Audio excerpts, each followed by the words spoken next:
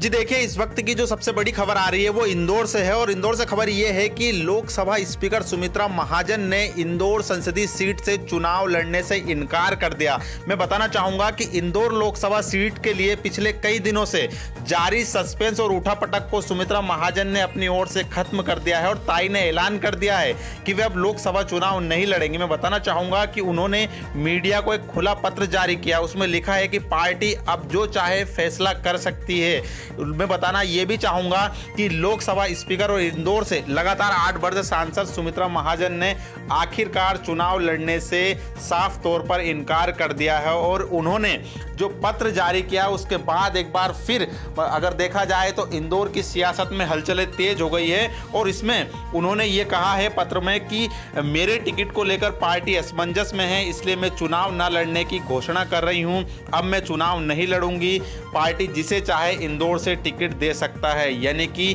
ताई ने अब साफ इनकार कर दिया और पार्टी के सामने जो चुनौती थी चेहरे को तलाश को लेकर या चेहरे का सिलेक्शन को लेकर, टिकट के चयन को लेकर, वो अब कहीं ना कहीं ताई के इस पत्र के बाद साफ हो गई है और अब जो है बीजेपी नए चेहरे पर जो है मंथन करना शुरू कर दिया है। और मैं बताना चाहूँगा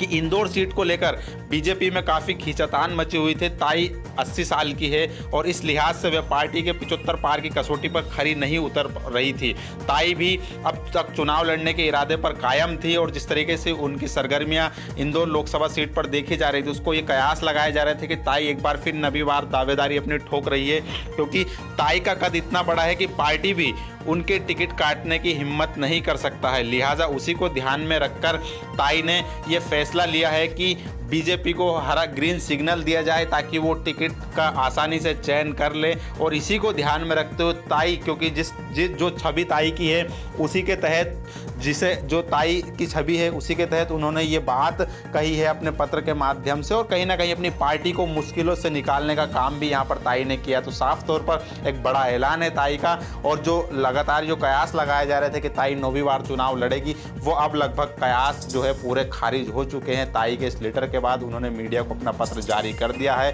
और अब भाजपा पार्टी जो है नए चेहरे की तलाश करना शुरू कर देगी।